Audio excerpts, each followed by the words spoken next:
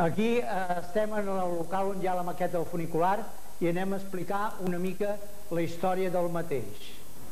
A l'any 1993 vaig col·locar la primera fusta per a la construcció de la maqueta del funicular.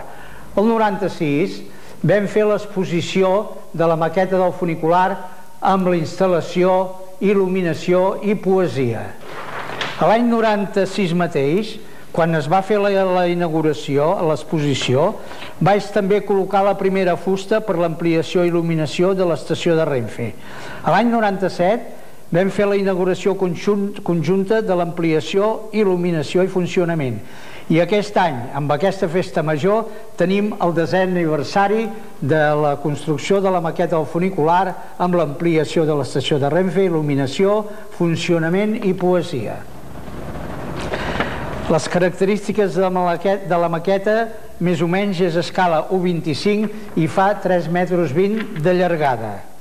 L'estació superior a escala 1,25, tot el més igual, i la repartició del mig entre els 4 carrers que hi ha a proporció per no allargar-me més amb la maqueta, que és perquè quedés una mica més estacionada en el seu punt determinat. Ara anirem a posar-la en marxa perquè veieu el funcionament i la il·luminació.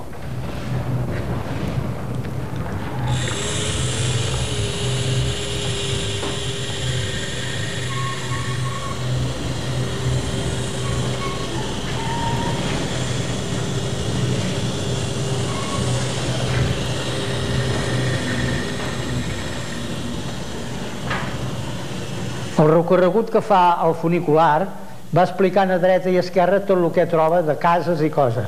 O sigui que ara, arribant al baixador, que diu el vers, fa la paradeta. Parem un momentet i continuem el seu traçat. A la dreta hi ha una casa en ruïnes.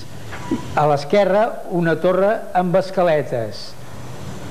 I anirem baixant fins a arribar a la cruïlla dels 2 vagons.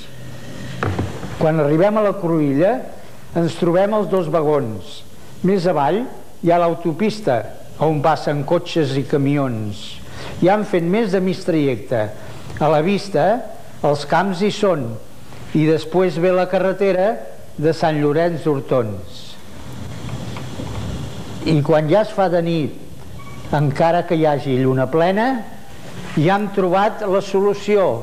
A cada lloc una llumeta.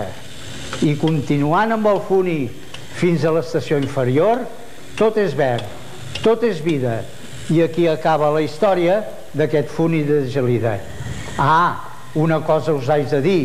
Gràcies per la vostra visita. I si en algú us puc servir, no ho dubteu. Jo sóc el Jaume, el vostre amic i veí.